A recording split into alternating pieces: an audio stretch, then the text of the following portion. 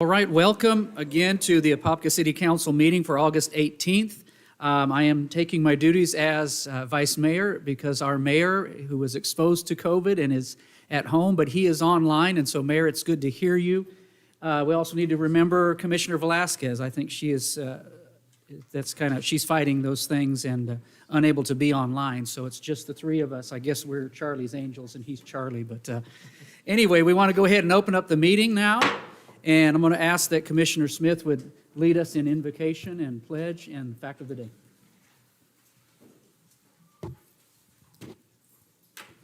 Let's assume that through the prayer.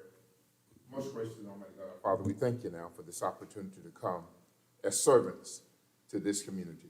We ask them, Father, you for continued guidance, to lead and direct our every thought, that the things that we do be for the benefit of the citizens of this city. We pray, Heavenly Father, for comfort for our mayor and for our councilwoman, Vasquez, that you would bless them now, heal them as only you can, touch their bodies as only you can. Our Heavenly Father, we thank you now for allowing us this opportunity. And that's in Jesus' name we pray. Amen. Amen.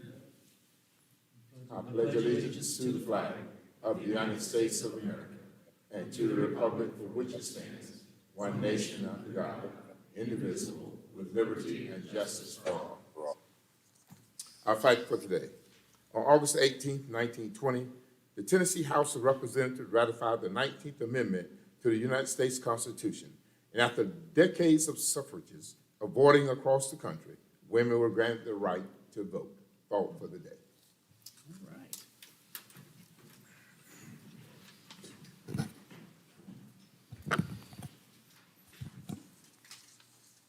Now, Edward, I know we have a group that's here that was going to do a presentation, but I don't see it in our agenda. When would we be doing that? We don't have any, there's nothing on the agenda for presentations, but if they want to do it under public comment, they're more than welcome to under public comment to Okay, do so their presentation. We'll have you come up at that point. Okay. All right, approval of the minutes. Does anyone have anything? We do have a correction, actually, that was given us ahead of time. Commissioner Becker, I don't know if you want to Yeah, I say any saw more it. about that. Yeah, when I was reading the ones provided in the packet, there was a sentence there that just said he said, and then it was blank. So it just kind of, I think, got truncated off, and so Susan was able to just finish the thought on that one. So that has I mean, been added in. yeah. So a motion to approve the 4 sets of meeting minutes as presented. So moved. Second. Moved by Commissioner Smith, Second. second by Commissioner Becker. All in favor? Aye. Aye. Any opposed? Motion carries unanimously. All right, agenda review. Edward, please lead us. Yes, Vice Mayor, I should say. There will be a correction on the consent agenda. Consent agenda item number 2, the staff report reflects 24 townhome units as a proposed development, but then it also has another section that says proposed 179 single-family detached units. The 179 single-family detached units is incorrect. It will be removed from the staff report. Everything else is good in the document. It's just I wanted to make sure that was clear, that it's the 24 townhome units, not the single-family detached. Yeah, and then the concurrency agreement reflects the accurate number. Correct. 24. It's the correct So, number. yeah. I just wanted to make sure that we had, so that we correct that on the staff report. So as we pass this, that's corrected for the record. Okay, any other questions? All right. Let me go ahead. Are we doing public comment first? or- Yeah, let me. Okay. So do we have any public comment? All right. We have Corey Hendrickson. Oh, don't we need to go ahead and finish with the motion on the consent agenda before we do that? Public comment comes first. Oh, okay, I'm sorry. You had mentioned about public comment. Okay, public comment, Corey Hendrickson. Hello. And go ahead and state your name and address for the record. Corey Hendrickson. My address is 1560 Martin Ridge Loop, apartment 403, Apopka, 32703. And I know there's a few more others that wanted to be here with us tonight, but couldn't make it. The Amateur World Championship is happening right now in Central Florida, which I can talk about later with the disc golf. And so you're here to talk about the disc golf. Disc golf, yeah. All right. I have a little speech, I guess, and I can answer any questions after. Good evening, City Council in Apopka. My name is Corey Hendrickson, and I've lived in Apopka for most of my life. I love Apopka, and that's one reason I want to see it grow, why I'm here tonight. Last year, I started playing disc golf, or frisbee golf, some call it, and I quickly fell in love with it. Not only was this a free activity once you purchased your discs, it's easy to learn, and anyone could do it. Even my wife joins me from time to time, and my two-year-old enjoys trying to throw a disc in the basket. After a little convincing, I got my friends to join, and they too fell in love, and now we don't like going more than a week without playing. 60% of all disc golfers around the world play at least once a week, and over 50 million rounds were played in 2020, with 35 to 37 million of those played in the United States. When wanting to play, we often find ourselves trying to figure out which course is best for us to play due to distance and time restraints. Whether it's the closest course in Mount Dora with a quick 9-hole game, a ways further in Claremont, or going to Bill Frederick Park where they have 3 different courses to choose from. If we want an 18-hole course, we are traveling at least 30 to 45 minutes to play. Disc golf has steadily increased in membership popularity by 15% over the last 7 years. The game of disc golf has a 72% course growth rate, tournament play has increased by 90%. Disc golf is growing rapidly in popularity all over the world, and it's one of the fastest growing sports in modern times, with a 33% increase in games played from 2019 to 2020 alone. Even this very week, the 2021 Professional Disc Golf Association, or PDGA, Amateur Disc Golf World Championships are happening right now in Orlando, Eustis, Claremont, and DeBary. This event brings over 800 players from 12 different countries. So why do we want to bring disc golf to Apopka? It's affordable and accessible. With 91% of courses free to play, that means all you need is a single disc, which you can purchase for less than $15, and you're ready to play, or you could just borrow one of mine. It promotes health and well-being, with players walking over 3 miles during an 18-hole round. That's more than half of their American Heart Association recommended daily step count in under 2 hours. It serves more of the community, with more than 70 players able to fit on an 18-hole course at one time. It stimulates the local economy. It doesn't just do it with the big events, though. Ben Smith, a course designer in Canada, found that a single course brought in more than $11,000 in annual economic impact for its small municipality in Hillsborough in less than 6 months, with fewer than 700 rounds scored. Lastly, it can be used to repurpose neglected spaces. When the time came to install a disc golf course in Bringle Terrace Park in Vista, California, local law enforcement welcomed it with open arms. That's because, according to San Diego Aces Disc Golf Club president, Alan Risley, the course will be helping to clear out an area that was often rife with drug use. Now the park is home to a disc golf course that sports a 4.4 rating out of 5 on UDisc and sees regular traffic, with almost 7,000 plays logged in 2020. There are many more statistics and figures I could give, but wanted to at least present the City Council with the idea and let them know that the people of Apopka want this. I'm even willing, if the land would be donated, to raise the necessary funds to make this happen. I believe this could be a great benefit to the people of Apopka and to the city as a whole. With all of this being said, if you can throw a frisbee, you can become a disc golfer. And your health, your social life, and your wallet will all benefit as a result. I am more than happy to answer any questions you may have about disc golf and find any facts or figures you may ask for. Thank you. All right, any questions? So I got caught flipping through the channels the other day, and I came across one of these disc golf tournaments, and I was surprised because you don't use the same disc really the whole round. It's just like golf, right? You have Correct. different discs for driving, mid-range, putters, and that sort Yeah. of stuff. But no, I've heard this feedback from quite a few residents in terms of the disc golf. So and people that are passionate about it are very passionate about it, Yeah. and rightfully so. Have you all had conversations with Brian Foreman on the topic? Because I know that when a prior resident has come in. Nice. Yeah. Because I've people that have inquired about it, I've forward them along to Brian Foreman, our Parks and Recs Director. I'm not sure if you all have had those conversations or not. I haven't had a chance to talk with him yet. This is kind of my first step, just something I kind of just thought of to just present it here first and then see where it leads me. Yeah, I started a Apopka disc golf group on Facebook just to see if there are people interested. And just within the past month, because I created it maybe a month ago, there's over 160 people joined, and it regularly getting more people joining and saying, you know, they're interested. They want to see it happen in Apopka. So I just decided to start here. I haven't had a chance to talk All with right, them. thank you for doing so. And we talk about acreage, how much? Yeah, so if a small, like 9-hole course, you can do 2 to 3 acres.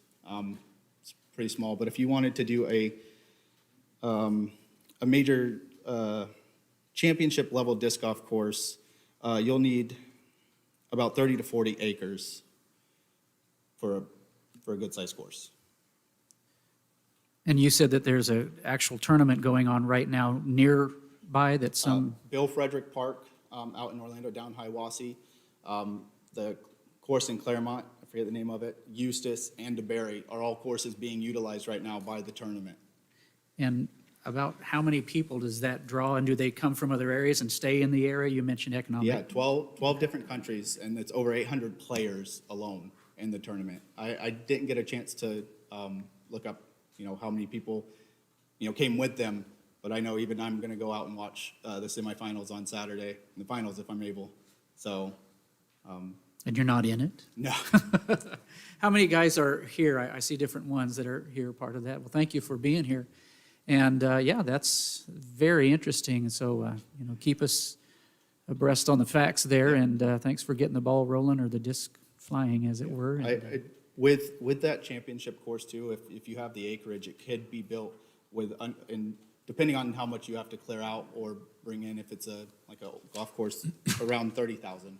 So it's relatively. Yeah, I was going to say, how much do you're going to be more expert at this than I am, the post where the hole, I guess, the post equivalent of the golf hole, you know, where you're aiming towards, you know, those metal components, how much do those run? I don't know the specifics, and maybe Greg, who's up next, or who's coming up later, he'll have more information on the specifics. He's built courses, and he's a professional. Okay. But he'll have those sort of numbers. But one hole, like hole 1, could have a potential of 4 different ways to play with 2 baskets and 2 tees. So it can be very versatile and easy for anybody. Like I said, even my wife likes to play and with me. Baskets, so I'll start using the correct terminology. Baskets. so did you want to add just a little bit more information there to answer that question? Okay. Oh, he Well, turned just- in, Oh, did you turn in a speaker card? Oh, okay, great. All right, well, thank you, Corey. thank you. Thank you. Mayor, did you want to ask anything else as well? Can you still hear No, us? I'm good.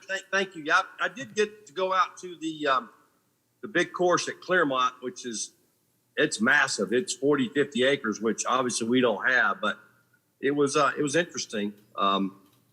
It's just got to figure out what our priorities are as far as, you know, athletics. And, but I know it is a growing sport for sure.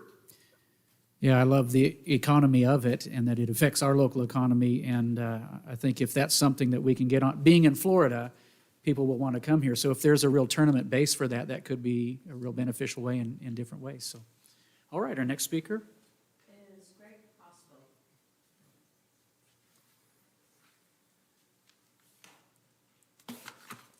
Hosfeld. First of all, thank you for allowing us the time to speak. Corey invited me. And your name and address for the record. Oh, pardon. My name is Greg Hosfeld. My address is 4539 Cemetery Road. I live in Mount Dora, just up the road.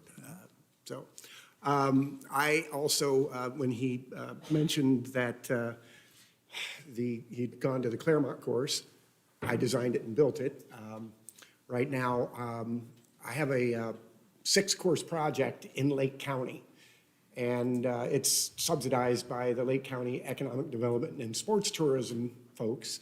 They are putting $20,000 in, and the municipality that hosts it puts in the other 20. And this is all of these courses are dual tee, dual basket courses.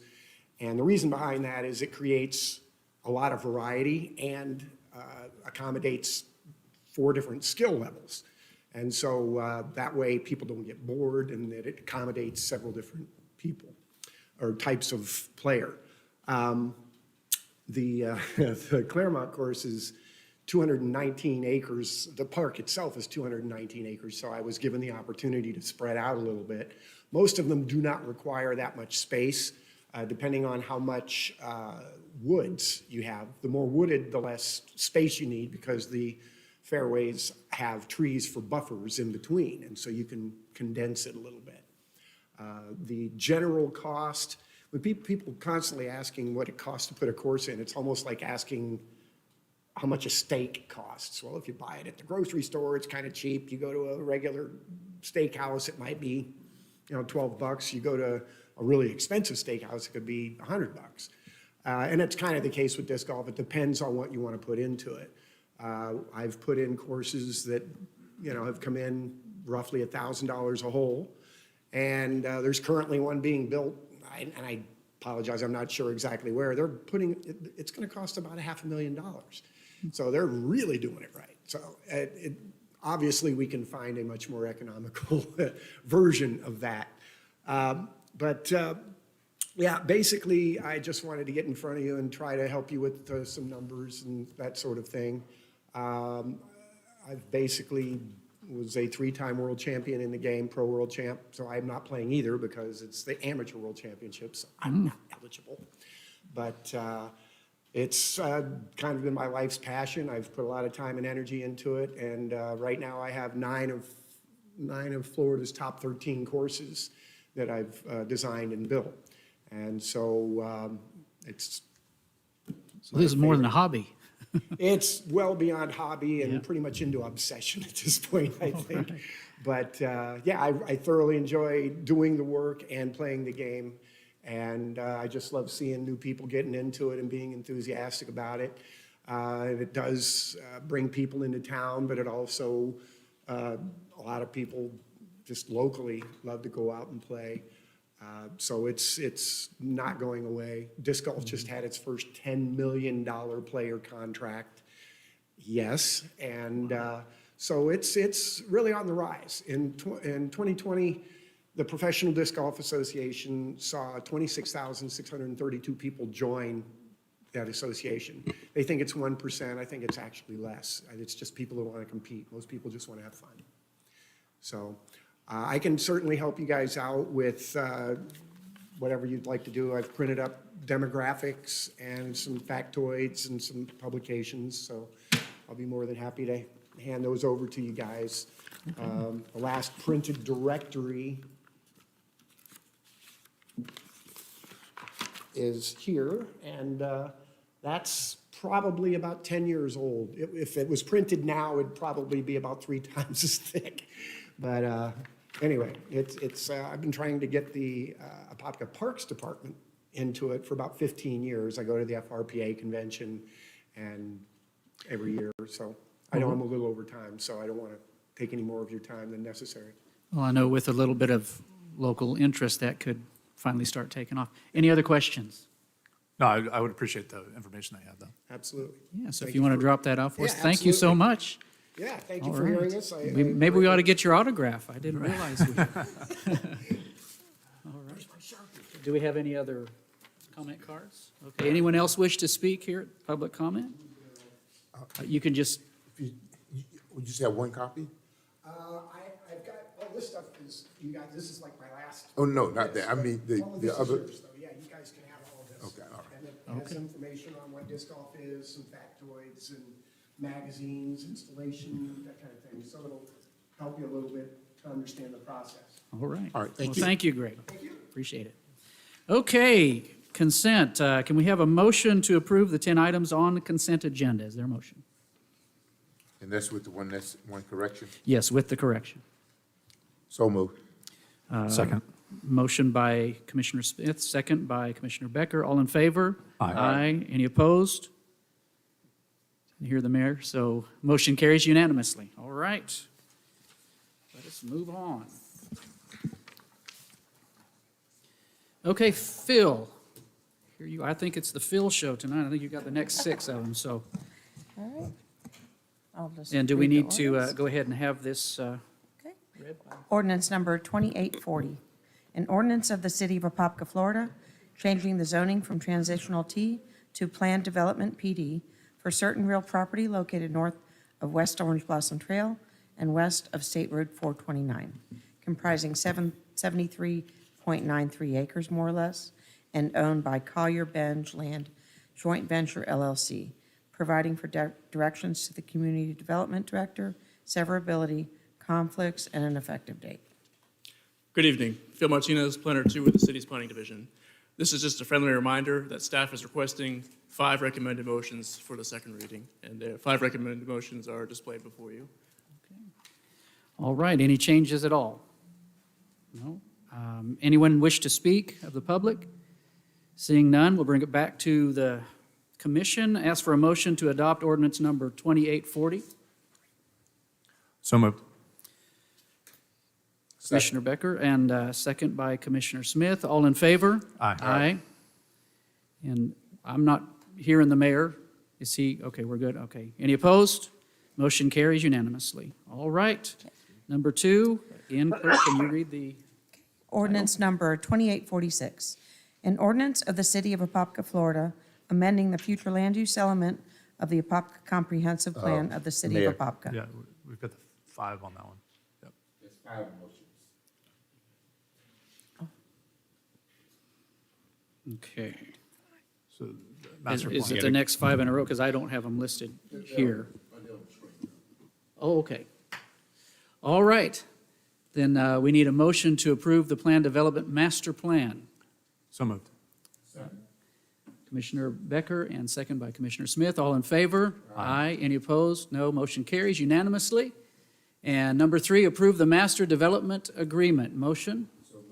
By Commissioner Smith, second Second. by Commissioner Becker. All in favor? Aye. Aye. Aye. Now, there he is. Any opposed? Yeah. All right, motion carries unanimously.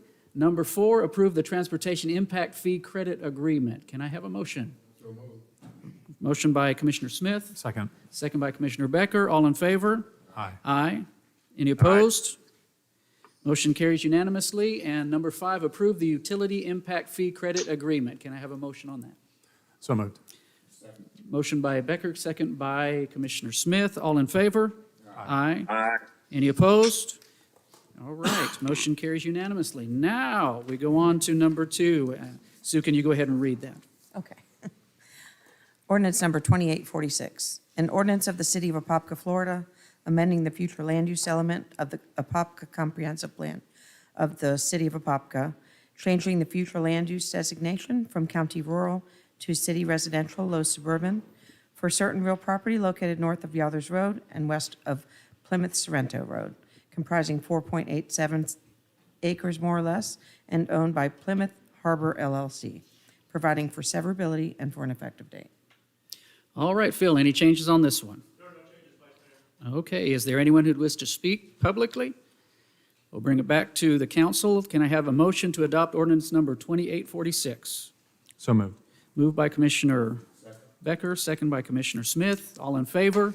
Aye. Aye. Any opposed? Motion carries unanimously. All right, Sue, can you read ordinance number 2847?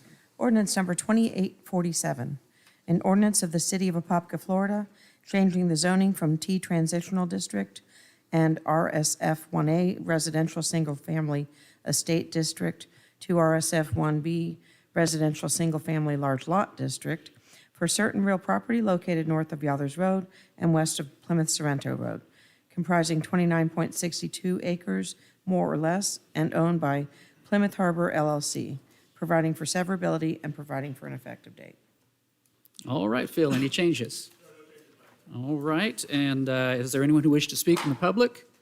And seeing none, we'll call it back to the Yeah, and I just commission. want to, on this particular one, because I said, my assumptions were false when we talked through this on the first reading. Okay. And where I was comparing this to the Arbor Ridge neighborhood in terms of their classification, they were 95 foot wide, so they would be 1A. But I agree with staff in terms of just the proximity of where this is located in between Plymouth Sorrento and the 429, a more appropriate use. I just wanted to clarify my comments from last meeting. Okay, tremendous. All right, can I have a motion to adopt ordinance number 2847? So moved. Motion by Commissioner Becker, second by Commissioner Smith. All in favor? Aye. Aye. Any opposed? Motion carries unanimously. All right, Sue, can you read ordinance number 2855?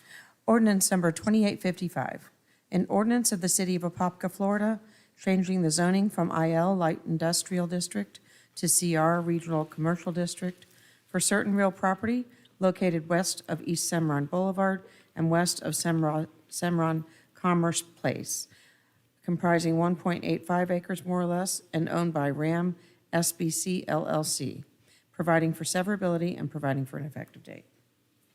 Okay, Phil, any changes on this one? There are no changes, Vice Mayor. Okay, I'll open up to the public. Is there anyone who desires to speak? We'll close the public hearing and bring it back to the council. Anyone, any questions? Have a motion to adopt ordinance number 2855.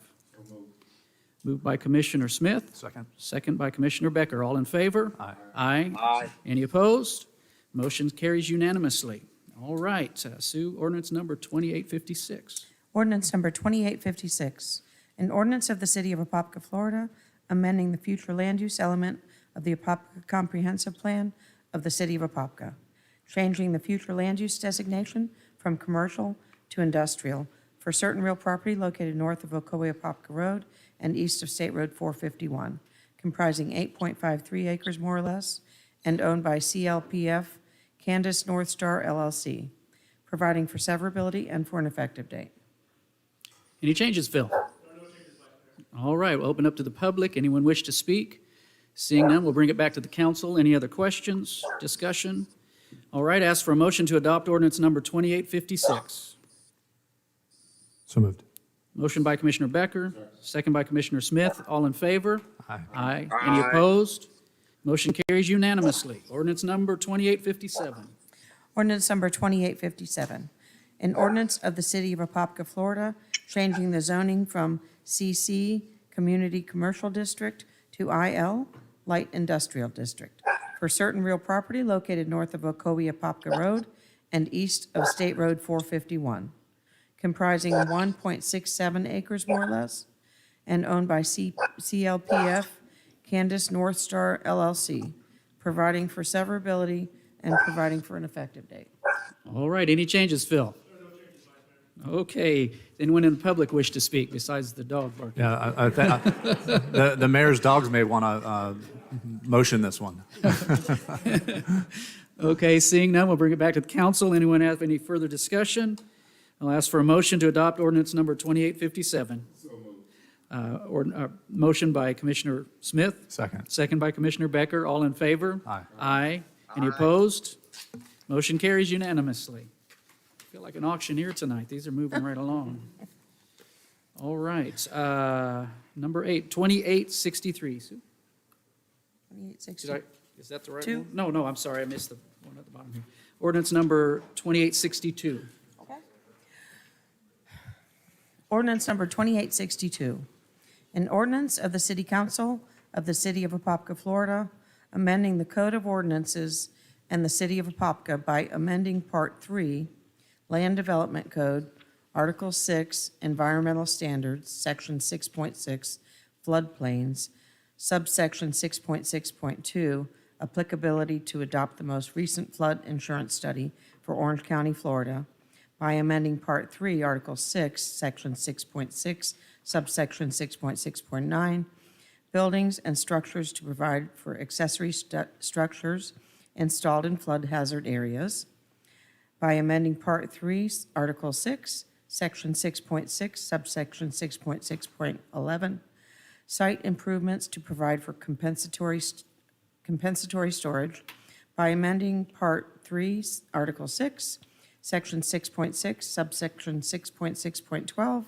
manufactured homes to provide criteria for manufactured homes installed in flood hazard areas, by creating Part 3, Article 6, Section 6.6, subsection 6.6.16, definitions, by amending Part 3, Article 6, Section 6.7, Stormwater Management Systems, subsection 6.7.2, Design Base, to provide for finished floor slab elevations, by deleting Part 3, Article 6, Section 6.7, subsection 6.7.5, Development within Special Flood Hazard Area, 100-year flood, by amending Part 3, Article 8, Nonconformity, Section 8.3, Nonconforming Structures, subsection 8.3.3, Enlargement or alteration to remove exceptions in floodplains,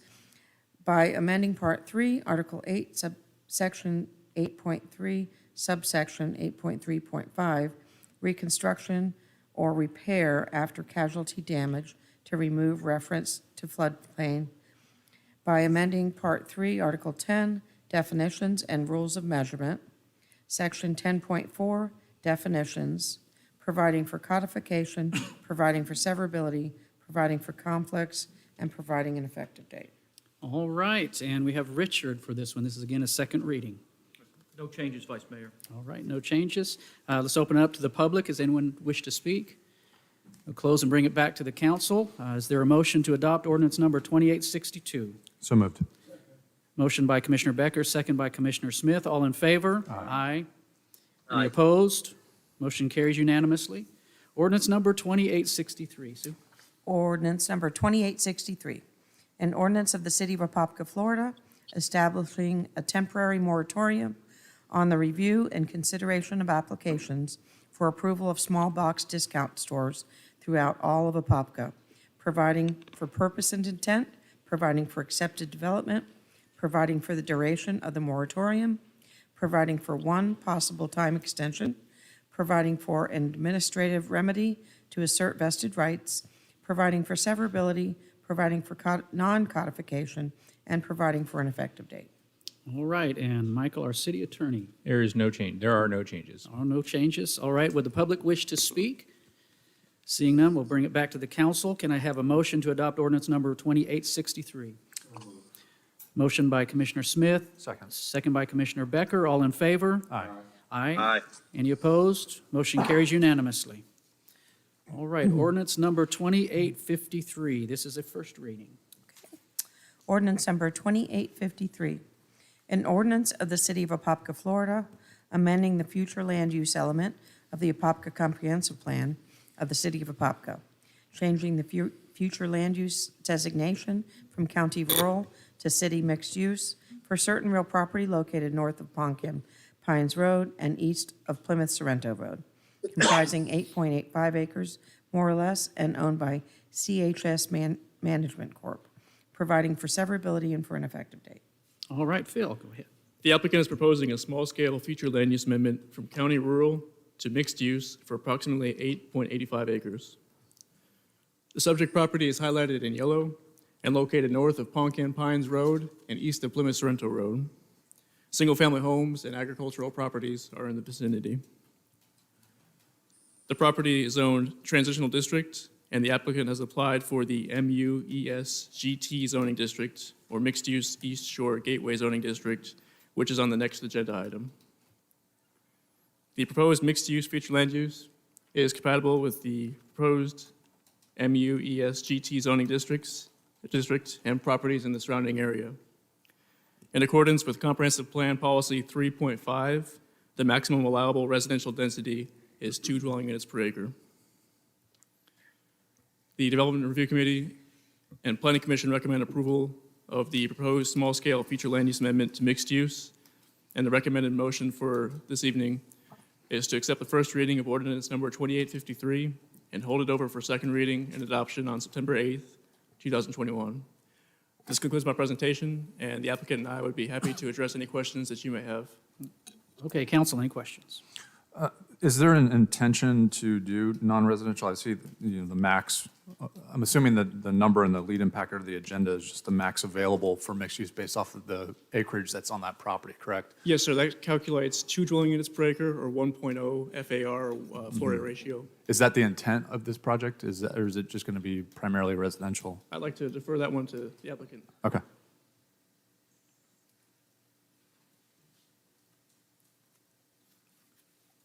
I'm Sri Rao from Landsmart Consultants. I represent CHS Management. We have the owner sitting right next to me. As of now, we have an open mind. It's most likely going to be a mixed-use commercial, some retail in the front, and maybe some senior housing in the rear. So if I'm reading the tea leaves properly, is there I'm not sure how much of that land that you all own. Is the intent to have, does all that property connect? Because if we're looking at the future land use map, it all kind of adjoins and is mixed use in nature. Is the intent to have this both on Plymouth Sorrento and Poncan eventually? Yeah, I mean, it's part of a larger parcel. Okay. This is going to be contiguous with the other parcel that CSH Management owns. In total, about 52 acres. We are looking to do a mixed-use project that most likely may include some retail, some senior housing, and some residential lots, estate lots in the rear. Mm-hmm. So that's what we're envisioning now, but we're open to ideas from the city, and we'll work with the staff to make sure that we meet all the code requirements. And I guess this is a staff question. With that intent, knowing this area doesn't really have much of anything as it relates to retail or commercial elements today, will we have the proper infrastructure in place and all that sort of stuff to entertain this type of use?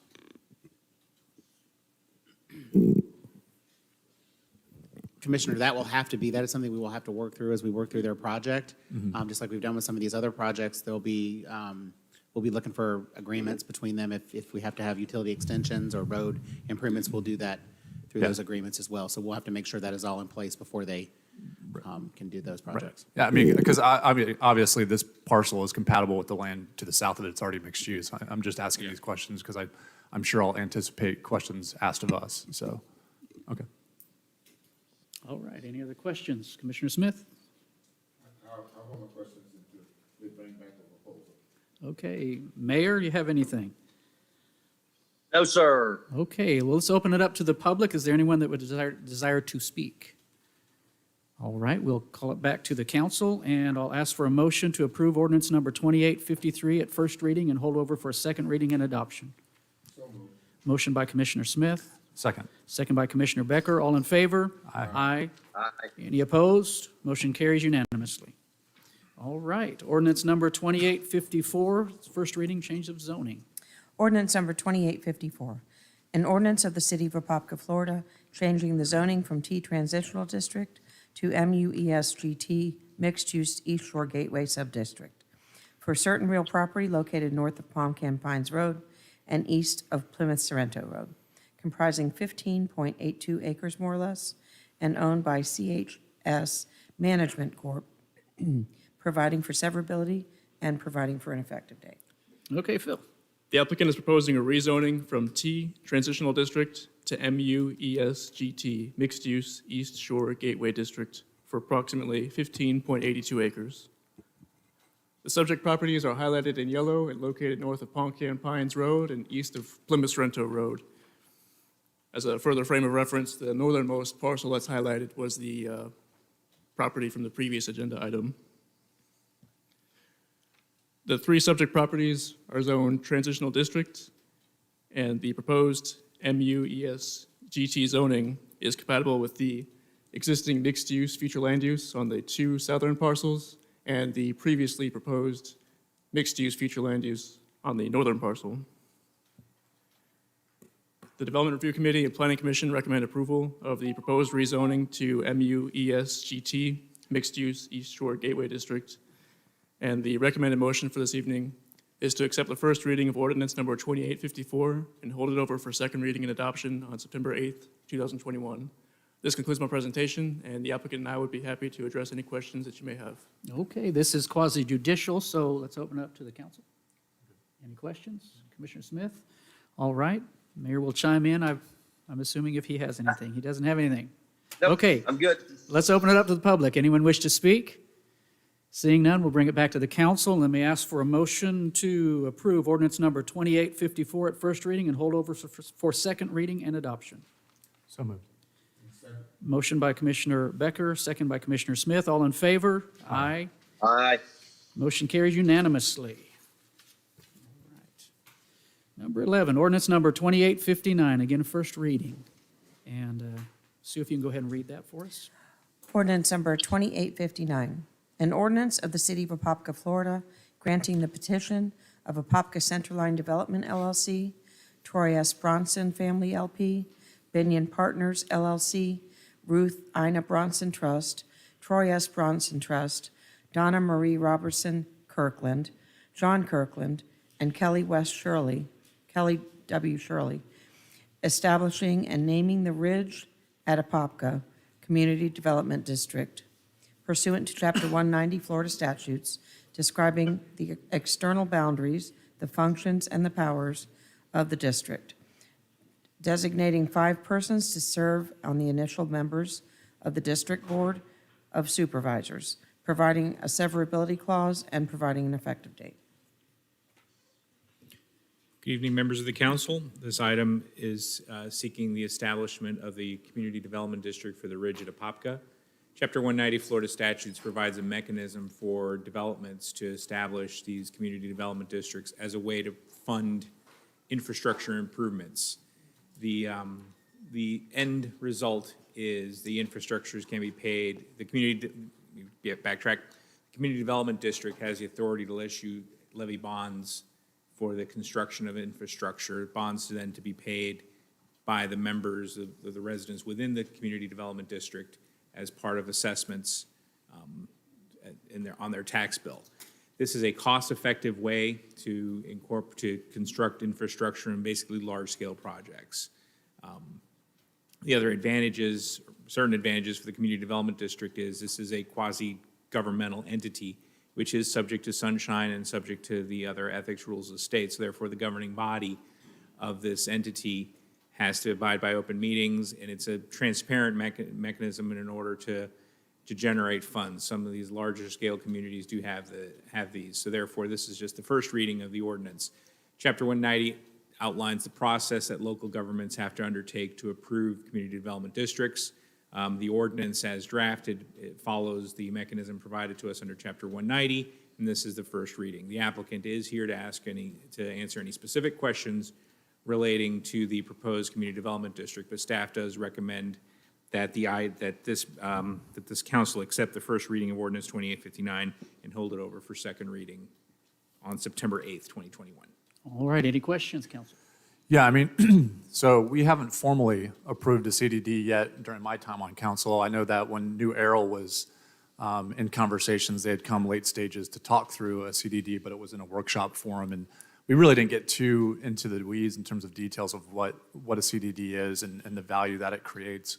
Obviously, I've looked into it, but from the applicant's perspective, if they can just get up and just kind of talk through the value statement around why it's a kind of a win-win for developers, for future residents, for future tenants within that particular planned development, just for the sake of people that are listening in or would question us about what a CDD and why there's benefit there. Sure, they're present. Yeah. I'll defer the, Yeah. I'll pass the gavel or pass the podium to them, to Jared. All right. And name and address for the record as well, thank you. Sure. Good evening. My name is Jarrett Earlywine. I'm with KE Law Group, 9805 Watersmeet Drive, Tallahassee, Florida, 32301. I think in response to your question, I think it's a good question to ask. The project itself, as you all know, has been approved, and it's got a lot of positive features for the city. It's kind of in the southern end of the city. It'll help, once that area is developed, it'll help expand for future development. It's got, I think, almost 700 residential homes are planned, 700 or so apartments, 350,000 square feet of commercial and office space, as well as 1.5 million square feet of industrial. So it is truly a mixed-use project. It also has a beautiful lake that's out there right now that'll be enhanced. It will be there'll be a trail system connected to it, and that entire lake system and whatnot will be open to the public as well, because it's part of a CDD. So that's the project as a whole. In terms of the CDD benefits, I sort of see them as fitting into 3 different buckets. First off, as your staff told you, a community development district has access to tax-exempt bonds, and so the roughly $25.5 million worth of public infrastructure that's required for the project would be financed through that tax-exempt mechanism. It's a very efficient way to do it. It also spreads the cost over a 30-year period which is beneficial and very efficient as well. So you have that benefit. The second sort of bucket of benefits I think of has to do with defaults, right? If you are in a traditional model, and that's what you're really comparing the CDD model to, is traditional developer-built infrastructure with an HOA doing the maintenance versus the CDD.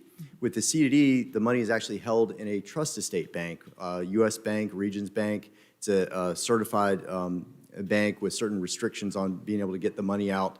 In a traditional scenario, the money is actually sitting in the developer's pocket. If the developer goes belly up, the project tanks out and there's no money.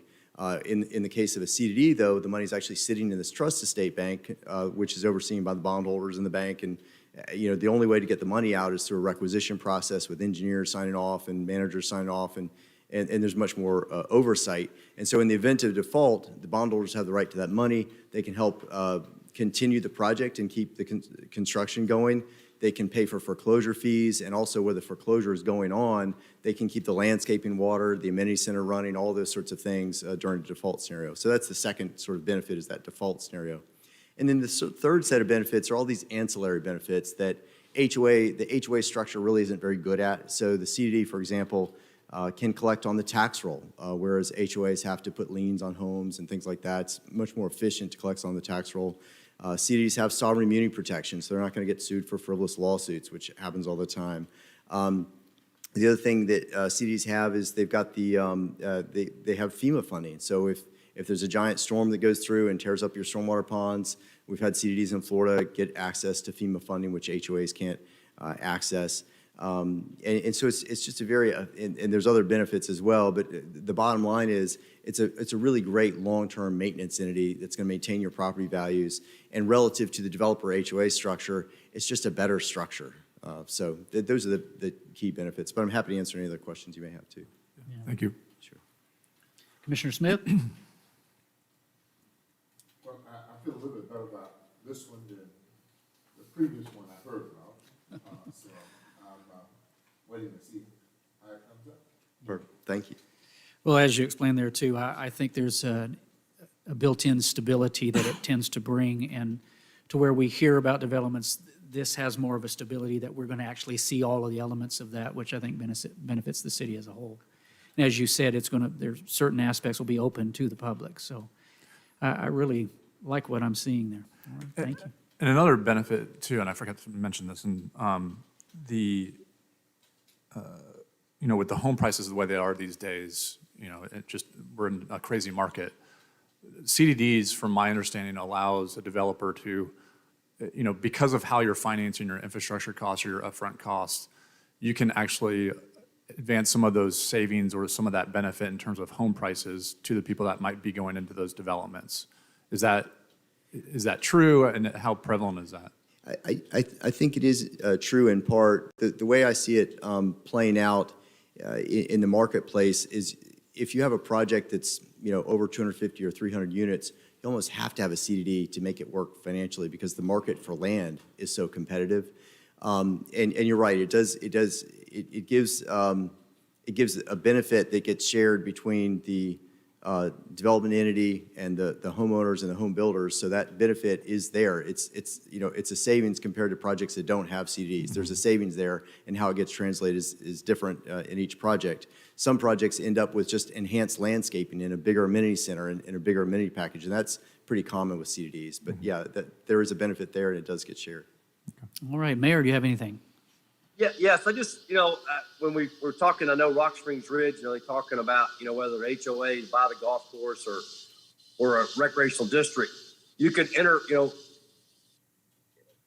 they're interchangeable between an RD and a CDD. They do the same exact thing. So that was a great explanation of the CDD benefits. And I would suggest to you that if Rock Springs Ridge were to do an RD, you'd have the same kind of benefits. All right. Anybody from the public wish to comment?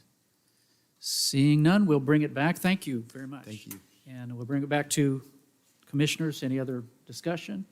Okay, let me ask for a motion to approve ordinance number 2859 at first reading and hold over for second reading and adoption. So moved.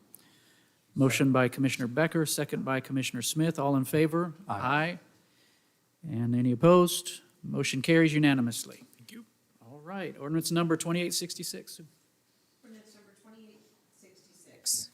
An ordinance of the City of Apopka, Florida, to extend its territorial and municipal limits to annex pursuant to Florida Statute 171.044, the hereinafter described land situated and being in Orange County, Florida, owned by Lloyd B. Bearden, located south of Orange Blossom Trail and west of Lake Doe Boulevard, providing for directions to the city clerk, severability, conflicts, and an effective date. All right, Bobby. Thank you, Mr. Vice Mayor. Good evening, Commissioners. Bobby Howell, Planning Manager. The request is annex 3 parcels totaling 2.3 acres into the city of Apopka. They're located on the south side of US 441 and west of Lake Doe Boulevard.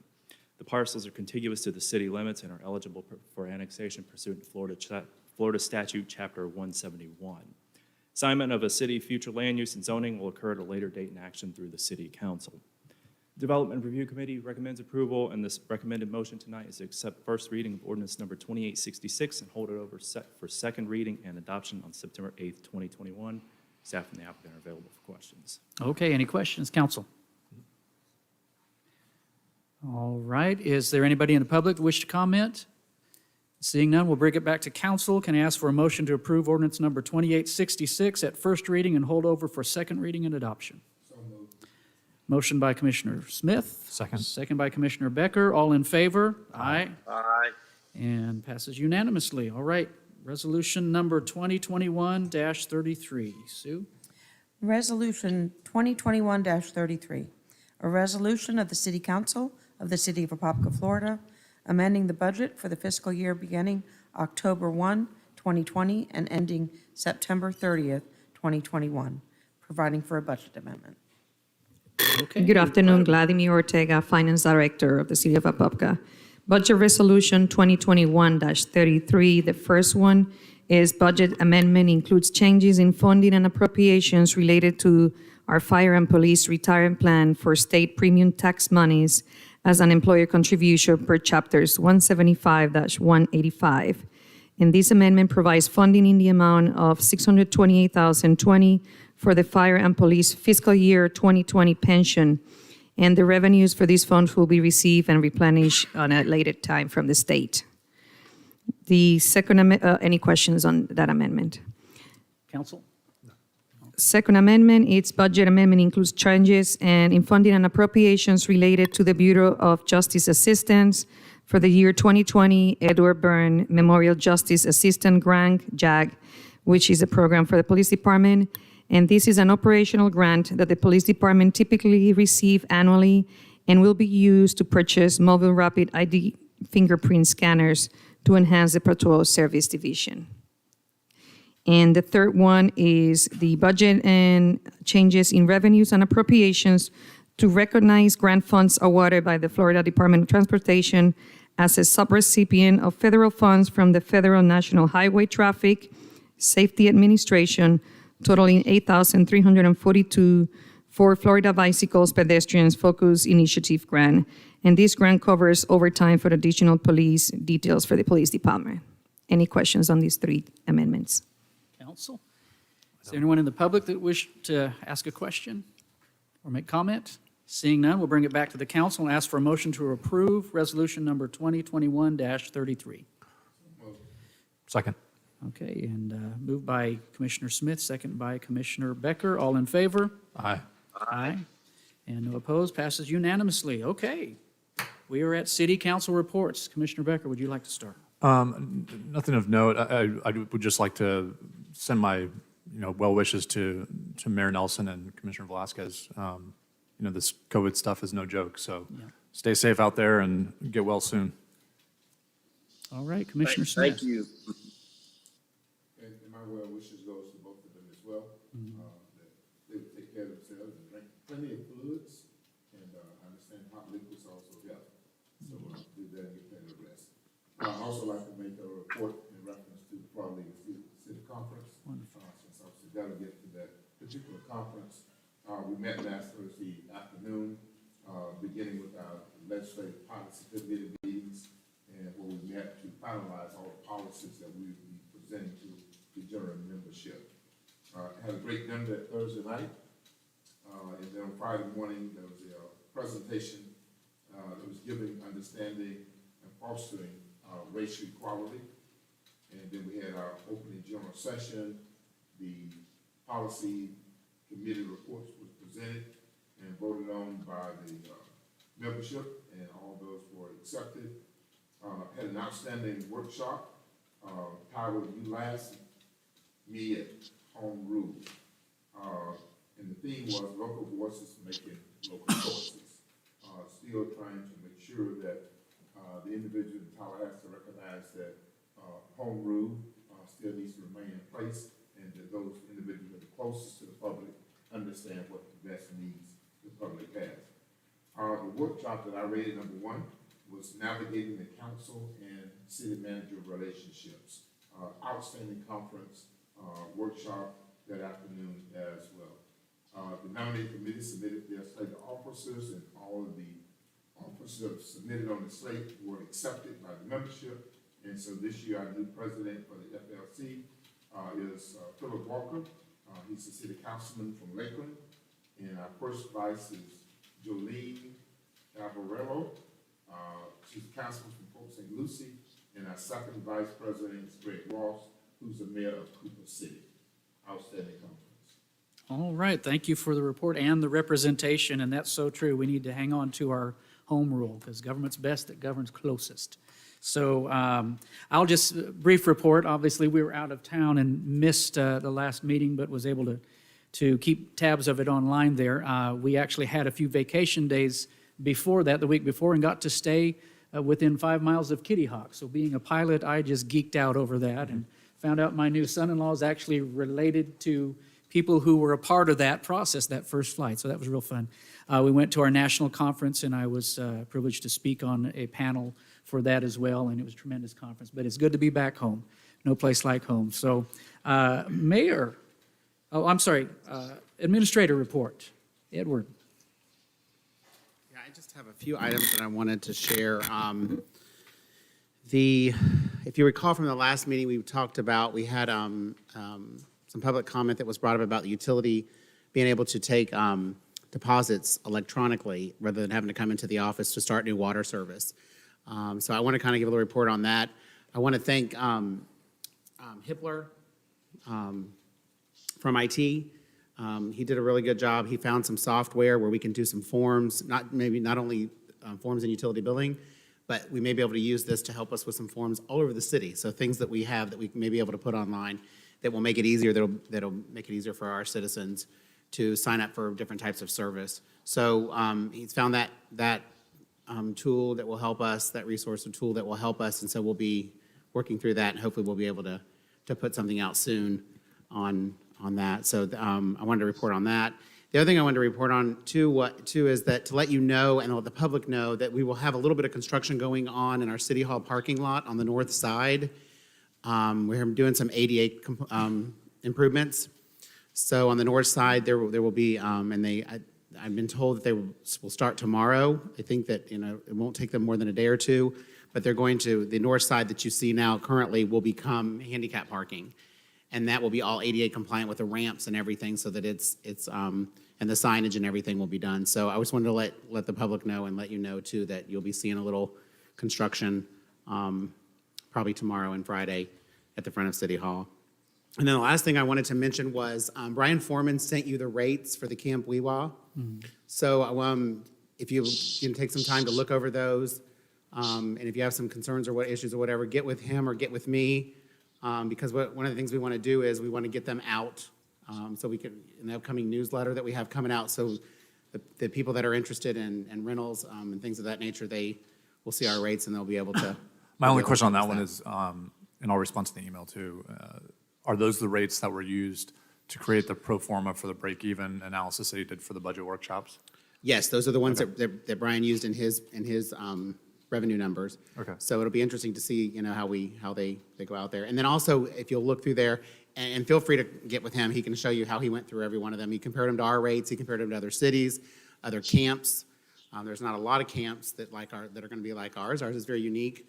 But, and then he looked at the rates that the Y was charging a couple years ago. So he's done a good comparison on those rates. So reach out to him. Feel free to reach out to him if you have any questions on those, and if you have any issues or whatever, let us know before we publish those.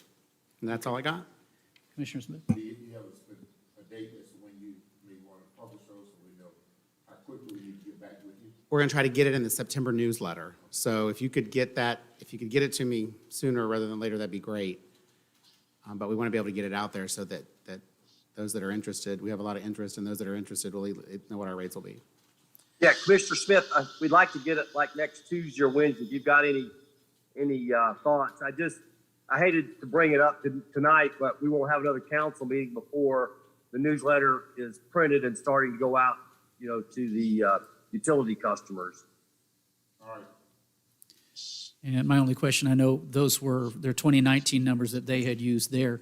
Do we anticipate, once a lot of the improvements are made, that we're just going to stay with that number, or is it going to?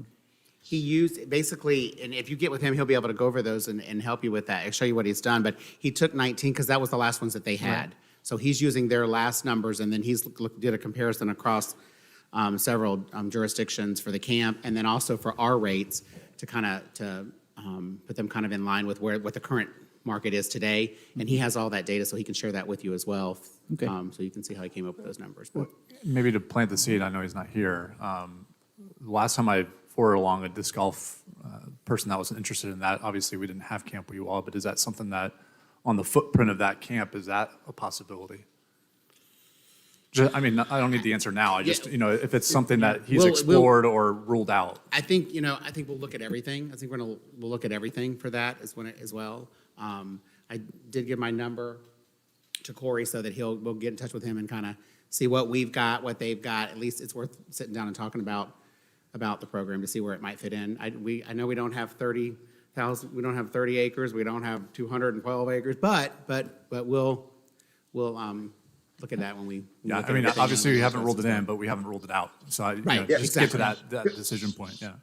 Yeah, Commissioner Becker, the only thing we have to be careful of if we do, overnight camping, obviously we've got to protect that where these young folks will be staying in the cabins.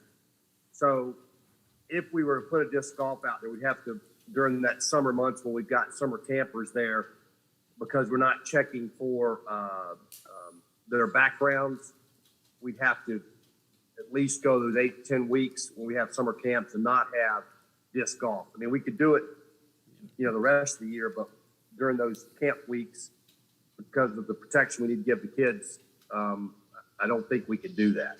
No, I completely agree that there's a lot of nuance to the conversation. Just kind of think through those things, and if it works, hey, cool. If not, then hey, we have our reasons behind why it can't work at that location. Yeah. Yeah. Yep. All right, thank you, Edward. Michael? No report. No report. Okay, Mayor, it's your turn. Well, Vice Mayor Banks, and I want to thank you. What an awesome job you've done tonight. I couldn't have done it better myself, so I appreciate you stepping in at the last minute. I tested on Tuesday morning, and obviously came home immediately after I got tested, and made sure you could take over for me, and that's you've done an admirable job, and just want to thank you for filling in for me. My sympathies also to Commissioner Velasquez. I know she's not doing as well as I am, so hopefully, she'll get to feeling better quickly as well. Got a couple lists of things here. Rock Springs Ridge update. I in the HOA meeting last night before, it was mentioned that I said I would give the HOA till the end of the year to come up with a plan on Harmon Road. I never gave that. All I said is if the council's wants to come back with something, but I did. As y'all heard me, I said as I kind of read the room here, it looks like you got 3 no votes for selling the property to the HOA. So it will be up to the council. Obviously, I wouldn't want to make that decision until we get Commissioner Velasquez back, obviously because it's living in that neighborhood. But I am at the at the beckon of the council, whatever you guys decide, and ladies. But I did not make that promise that the property would be available till the end of the year. I mean, I've got a willing buyer already. I would imagine there's other willing buyers out there if we wanted to sell it. But I do want to kind of bring this to an end one way or the other, and let's move forward. So that's, I have not met with anybody from the HOA meeting since my last report to the council.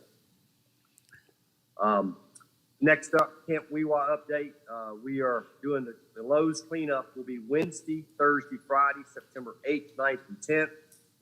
I was hoping to have more details, but my go-to guy, Rudy at Lowe's, just came down with COVID today.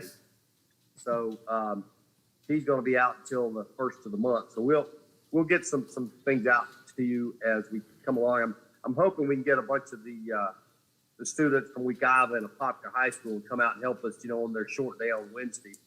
So I'm going to try to get that pushed out between now and then. But we get a few more details from the Lowe's folks, and going to wait for Rudy to get back. 9/11 events, just so everybody knows, we've got, the Memorial Run, the 5K at Northwest Rec, benefiting the Armando Borjas Scholarship Foundation. Race starts at 7. You can go to 911memorialrun.com. The 9/11 Memorial Ceremony will be at the amphitheater beginning at 8:30. We'll also have a memorial service at City Hall with the Apopka Fire Department and the Apopka Christian Ministerial Alliance at 12 p.m. And then a tribute to Heroes benefit concert benefiting the Central Florida Hope Center and Armando Borjas Jr. Scholarship Foundation at the Apopka Amphitheater starting at 4. Tickets available at cflhope.org/USA. Sorry about that. I don't know if you've seen, we've got now at Edwards Field a new mobile clinic testing site. Just great. It's always, some of my, folks that I've run into along the way in the process. And I got Chris Finkminer reached out to me, who was my first aide when I served in the legislature, and said, hey, they've got a company that know me that will come in and do it for free if you're willing. And so I obviously said yes. It started on Saturday, and they've already done 875 tests, and every day it grows. I mean, it's good and it's bad. We're getting more people tested. Obviously, we're still at that 18.5% positivity rate. That's where I got tested.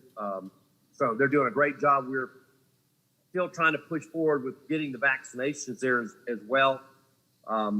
It's a little more cumbersome as far as government intervention. So I'm trying to work with the state and the county to get the vaccinations there as well. The Florida League of Cities, just so you know, Commissioner Smith represented us very well, and pleasure to see him in action. Glad he was our voting member, and that's about all I got. We had I'll tell you that we've had, I know at Public Services, well, I've been spending some time down there. We're probably, in the last 3 or 4 weeks, probably had 25% of the employees have been out with COVID. It's been a challenge. There have been days where we barely had enough sanitation drivers, barely enough folks in dispatch. I mean, we have really had to struggle to get through this second wave of Delta variant, but everybody's picked up the pieces, and staff has done what they had to do to make sure that we didn't miss a beat. And I couldn't be more proud of them. And we're going to probably be coming back with you here in the next council meeting about some way to try to help out some folks that have come down with COVID. So Edward and I are kind of working on a plan, and we'll bring that back to you at the next council meeting. And with that. All right. So I just had one, I guess, question or request. So, Sure. Obviously the Rock Springs Ridge update, it's a very fluid situation. I think the last city council meeting, we had intelligence that was maybe not correct, right? Because we had heard that the HOA was trying to go on their own to do their own transaction, and it would leave Harmon out of it, but then found out afterwards that that wasn't necessarily the case. So I guess as we're knowing that Harmon is a piece of real estate, a desirable piece of real estate by multiple interests, and the idea that when we sell or if we sell Harmon, it's going to trigger expense on our part in terms of the communication tower, right? So can staff give us a point of view on what potential costs might be triggered by the sale of that property, i.e. we would have to relocate, potentially buy new equipment, that sort of thing? Yeah, we'd be happy to do that. I know that Rob Hipper, first of all, the life expectancy on that tower is the next 2 or 3 years anyway.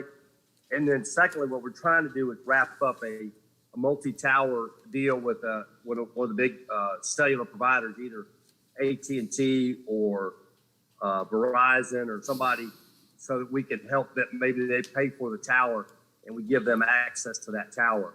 So that's a possibility. We're kind of working through, see if there's some interest there from a provider that needs, with 5G, they need a lot more bandwidth. And so if we can give them bandwidth for them not have to hassle with, trying to get their own tower permitted, that would, I think, benefit both of us. So yeah, good question. And we have to have an answer. And whatever we do with the property on Harmon, they would know we've got to get that in place. We don't have to have it. I don't know if is Hippler in the back? He's answering in the affirmative if you He can. can come forward and tell you about the what we can do in a short to medium term, as far as taking our equipment off that tower and moving it to the tower on Mount Plymouth Road. So, Rob, could you take that one for me, please, sir? Yes, sir. Robert Hippler, IT Director. So running off of one tower in the north is obviously not something we want to do, because we certainly have potential reception issues down here on the south side of the city, but we could potentially run fully operational on the north tower if we were to get rid of that property and sooner than later. The initial plan prior to the land swap or any type of thought of that property getting sold was just to erect another tower right next to the existing tower. And at the time, of course, steel was cheaper. It was going to be a cheaper venture than what it was. And I had another cellular carrier who was very interested in getting on, because they don't have a lot of coverage in that area. Mm-hmm. And there was talk of them potentially paying to assist in getting that tower up for us. Yeah. So moving that tower certainly is going to be a much more costly venture. So it's going to be projected right at about 2.7. So, yeah, because when you think about that stuff, obviously my only frame of reference is, how much it costs to purchase and erect the north tower. And so you're thinking to yourself, that's like a $2+ million expense. And if you sell Harmon property for what it's appraised at, 2.4, it's almost like a wash situation. But to the mayor's point, if there's opportunity to reduce that cost by having different strategies on where that communication can come from, it would just be helpful for us to know what those options are and what the cost of each one of those options, so that we know if we do sell that property and we get, if we say appraised value is the floor value that we would accept, we know what the margin is on that transaction. So, okay. Yep. But by the same token, if we move it, we got to have land to put it on. We've already, Rob, go ahead and talk to them about the fire station. So the Harmon Road extension, where Fire Station 6 is slated to go, Mm-hmm. the construction, I'm not sure who's actually doing the project. Jim can maybe help me out, but they've actually given us a conceptual plan, giving us some space behind the tower, or behind the fire station for the tower. It would allot for, we have existing 2 carriers on it now, but we were planning to have 3 carriers plus our equipment. Of course, for the census, we need to have the antennas for that, for our water meters. But they gave us a spot up there. It's going to be on the north side of the actual fire station itself. And the tower would only have to be 350 feet tall to give us the same coverage we have today.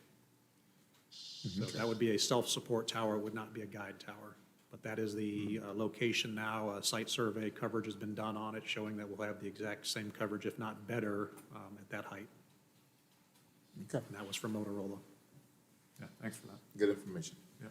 All right. So, back to the council, is it something we want to bring up at the next council meeting as an agenda item, not just a discussion about selling the Harmon Road property either to the golf group or highest bid, or do y'all want to just kick the can down the road a little more. I am, if you want to make it a discussion item, we could do that again, or we can go ahead and. Well, I mean, It's- how imminent is the HOA? I mean, that's where I'm struggling is, you know, there's representations made in media from the HOA that I'm a little lost because they're saying there's a whole bunch of communications going on. I'm not getting that. No. So, and I guess how imminent is the one side of their transaction to happen? Because otherwise, then, you know, I don't see the sense of urgency. Right. I mean, we can just sit on it. I mean, but, you know, I would like to, you know, obviously we kind of counted on that money, whoever we sold to help fund, you know, the Camp Wewa. That was rec land for rec land. So I mean, obviously we've got enough money in reserves and with the COVID money to cover it. So it's not like we can't pay for Wewa at the end of the month. But I think, you know, right now is a great time to sell property, as we all know. And if we're gonna, you know, I'm open to whatever the council would like to do. Yeah, I want to see what the cost is that we're going to accelerate on the Okay. tower and see what those options are before I can make that educated decision. Okay. All right. That sounds like a plan. Awesome. All right. Well, I thank you, Vice Mayor, for stepping in for me, and we will hopefully see you in a couple of weeks. Okay. All right, and again, our thoughts and prayers with Commissioner Velasquez as well as the mayor, but not just them, their families. You know, and I think there's a lot of people that are caretakers, that there's a lot of extra weight and stress on those who love them and are taking care of them. So just everybody, keep each other lifted in prayer. Yes. Yes, Vice Mayor, I want to point out real quick, just for the public and everything, our next council meeting, keep in mind, this is the one that we changed. It regularly would be scheduled on September the 1st at 1:30, but it has been moved, and it's reflected on the website, Facebook, everything has the right dates, but I just wanted to make sure that it will be September the 8th at 1:30, and then the budget workshop will be September the 8th at 5:15, same day, but come back at 5:15. Okay. Well, I believe that's everything, so meeting adjourned.